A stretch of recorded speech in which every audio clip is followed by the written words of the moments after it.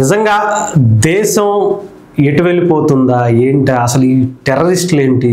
ఈ రాజకీయ ఉగ్రవాదులు ఇలా తయారైపోయారేంటి? ఎవరి స్వార్థం కోసం వాళ్ళు ఒక్కొక్క రకంగా తయారవుతున్నటువంటి పరిస్థితి దేశంలో అనేక రాజకీయ పార్టీలు అవలంబిస్తున్నటువంటి మైండ్ సెట్ని చూస్తుంటే ఎవరికి అర్థం కావట్లేదు.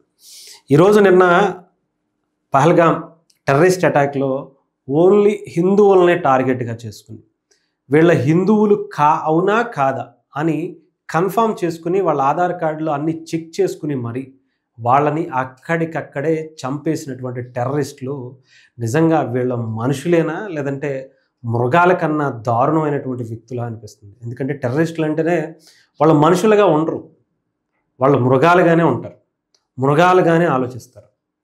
మరి ఏ మతం ఏం చెప్పిందో తెలియదు, కానీ ఇతర మతాలని ద్వేషించమని ఎవరు చెప్పారో ఏ మతం చెప్పిందో తెలియదు. కానీ ఇక్కడ తెలుగు రాష్ట్రాల్లో చూసుకుంటే పాస్టర్ల రూపంలో అదే ధోరణి కనిపిస్తుంది వాళ్ళ ఆలోచనలో. ఇతర మతాలని ఇతర దేవుళ్ళని ఇష్టం వచ్చినట్టు తిట్టడం, వాళ్ళల్లో కక్షలు కార్పణ్యాలు పెంచుకునే విధంగా వీళ్ళు చేస్తున్నటువంటి వ్యాఖ్యలను చూస్తున్నాం. ఇంకొక పక్క పాకిస్తాన్ నుంచి వచ్చినటువంటి టెర్రరిస్టులు, వీళ్ళు ఒక పక్క. ఈ మధ్యలో హిందువులు ఎంత ఇబ్బంది పడుతున్నారో బిక్కుమంటూ భారతదేశంలోనే బ్రతుకుతున్నటువంటి పరిస్థితి నిజంగా ఏ దేశానికి లేదేమో. నిజంగా చెప్తున్నా. అంటే పాకిస్తాన్లో కూడా వక్ఫ్ బిల్లు లేదు, పాకిస్తాన్లో కూడా ముస్లిమ్స్ ఇంత స్వేచ్ఛగా తిరిగింది లేదు, ముస్లిం మహిళలు హ్యాపీగా వాళ్ళకి నచ్చినట్టుగా ఉండేటువంటిది ఏ ముస్లిం దేశంలో కూడా లేదు.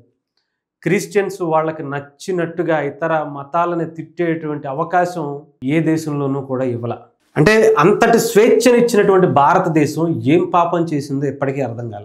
వీళ్ళందరికీ వసుదైక కుటుంబంలాగా హిందువులు అందరూ కూడా మిగతా వాళ్ళని స్వాగతిస్తూ అన్ని మతాలను అన్ని కులాలను దగ్గరగా తీసుకొని మనం అందరం కలిసి ఉండాలి, ఇదే మన భారతదేశం, ఇదే మన వసుదైక కుటుంబం అని ప్రపంచానికి చాటి చెబుతుంటే ఇక్కడ ఉన్న వాళ్ళు కొంతమంది, బయట నుంచి వచ్చి మన మీద దాడి చేసేవాళ్ళు కొంతమంది. కానీ ఎప్పుడు కూడా మీరు చూసుంటుంటే ఇంతకు ముందు కూడా స్వతంత్రం రాకముందు కానీ ఆ స్వతంత్రానికి వచ్చినప్పుడు కానీ మనం వెళ్ళి ఇతర దేశాల మీద ఇతర రాజ్యాల మీద దాడి చేసింది ఎప్పుడూ లేదు. కానీ మిగతా దేశాలు మిగతా రాజ్యాలు మన దేశం మీదకి ఎన్నోసార్లు దాడులకు వచ్చాయి. ఎన్నోసార్లు మన హిందూ దేవాలయాలు ఇక్కడ ఉన్నటువంటి ఖజానాని బ్రిటిష్ వాళ్ళతో సహా అందరూ ఇక్కడ ఉన్నటువంటి అందరినీ కొట్టి చంపి తీసుకుపోయినాయి. కానీ ఇక్కడ ఉన్న వాళ్ళు మాత్రం ఇంకా శాంతి స్వరూపులుగానే అలాగే ఉండిపోయారు. ఇక్కడ పుట్టి ఇక్కడ పెరిగి ఈ మతంలో ఈ ప్రాంతంలో అందరితో కలిసి ఉన్నటువంటి ఇక్కడ తెలుగు రాష్ట్రాల్లో ముఖ్యంగా పాస్టర్ల రూపంలో వాళ్ళు కూడా మత విద్వేషాలు రెచ్చగొట్టేలాగా, ఇతర మతాలని ఇతర మతాల దేవుళ్ళని కించపరిచేలాగా అత్యంత దారుణంగా ప్రజల్లో ఒక విధమైనటువంటి ఘర్షణ వాతావరణాన్ని రెచ్చగొట్టేటువంటి వ్యాఖ్యల ద్వారా రేపుకుంటున్నారు. దేశం కావచ్చు, కేంద్ర ప్రభుత్వం కావచ్చు చాలా సీరియస్గానే తీసుకుంది. గతంలో ఆర్మీకి సంబంధించినటువంటి వెహికల్స్ మీద పుల్వామా అటాక్ జరిగిందో అప్పుడు కూడా చాలా గట్టిగానే స్పందించారు. నిజంగా చెప్పాలంటే గత 10 ఏళ్లుగా దేశం వైపు చూడాలన్నా అటు బంగ్లాదేశ్ నుంచి ఇటు పాకిస్తాన్ నుంచి అటు చైనా వరకు అన్ని దేశాలు కూడా భయపడిపోయేటువంటి పరిస్థితి వచ్చింది. కానీ ఇంకా ఈ టెర్రరిస్టులు అది కూడా నిన్న ఇక్కడికి వచ్చినది మన ఇండియన్ ఆర్మీ సోల్జర్ డ్రెస్సులు వేసుకుని ఇండియన్ ఆర్మీ గెటప్లో వచ్చి అటాక్ చేసి వెళ్ళారట. నిజంగా సిగ్గు అనిపించట్లేదుగా? దమ్ము ధైర్యం లేకే కదా. మేము పాకిస్తాన్ నుంచి వచ్చాం, మిమ్మల్ని చంపేస్తాం, మేము ఇది అని చెప్పుకునేటువంటి అంటే ఆ స్థితిలో లేనటువంటి మీరు, ధైర్యంగా వచ్చి కొట్టలేనటువంటి మీరు ఇలా దొంగచాటుగా ముసుగులు వేసుకుని ఇండియన్ ఆర్మీ సోల్జర్లు గెటప్లు వేసుకుని మీరు చేస్తున్నటువంటి ఇలాంటి వాటిని ఆడంగి వేషాలు అంటారు. ఇంతకు మించి ఏం చెప్తాం? ఆడంగి వాళ్ళకన్నా చెప్పాలంటే వాళ్ళే ఇంకా బెటర్ ఏమో. అటు మగాళ్ళు ఆడాళ్ళు కాకుండా ఉన్నోళ్ళు కూడా మీకన్నా ఉన్నతంగా ఆలోచిస్తారేమో మీ దేశంలో కూడా.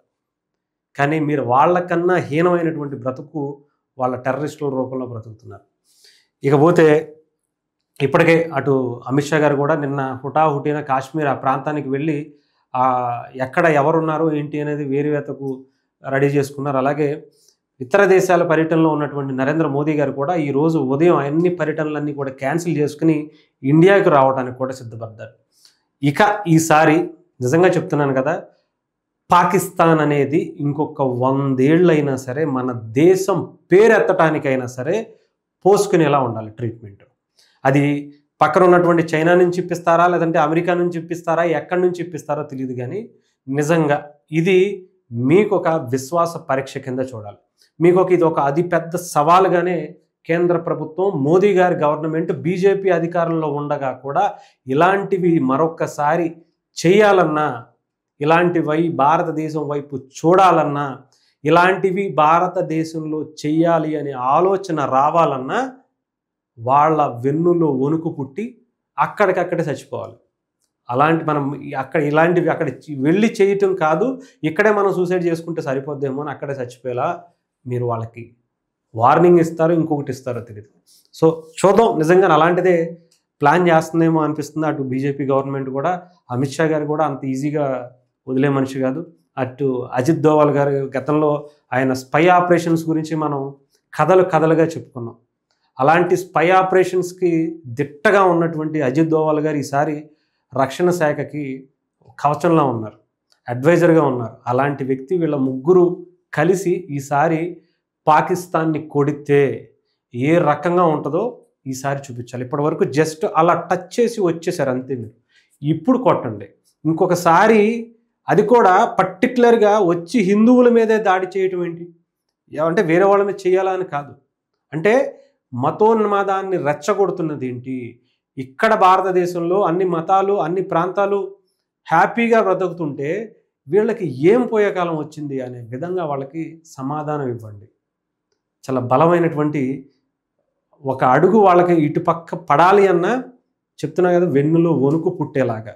అక్కడికి వెళ్ళకూడదు, అవసరమైతే అక్కడికి వెళ్ళమన్నా మమ్మల్ని అక్కడికి వెళ్ళి చచ్చిపోవడం కానీ ఇక్కడికే చచ్చిపోవడం బెటర్ ఏమో అనుకునేలా చేయాలి. ఆ టెర్రరిస్టులని మీరు పట్టుకుంటారా, లేదంటే వాళ్ళని తీసుకొచ్చి జాగ్రత్తగా ఇక్కడ మేపుతారో? గతంలో కసబ్ని గత ప్రభుత్వం మేపుకుంటా వచ్చి ఎన్నో సంవత్సరాలకు కానీ ఆయన వేయలే, ఉరిశిక్ష వేయాల. పాకిస్తాన్ మావాడు కాదు అని చెప్పేసింది. అలాంటి పరిస్థితులు లేకుండా అసలు ఏం చేస్తే బాగుంటుంది, ఎలా చేస్తే బాగుంటుంది? దేశం మీ వెనకుంటుంది. అన్ని మతాలు, అన్ని జాతులు, దేశంలోని అన్ని రాష్ట్రాలు మీ వెనకున్నాయి. ధైర్యంగా మీరు ముందడుగు వేయండి, ఎటువంటి ఇబ్బంది లేదు. ఇలాంటివి మళ్ళీ ఇంకొకసారి జరగాలన్నా కూడా భయపడేలా ఇతర దేశాలకు ఒక సవాలు విసిరేలా మీరు ఒక కార్యక్రమాన్ని చేయాలని కోరుకున్నాం.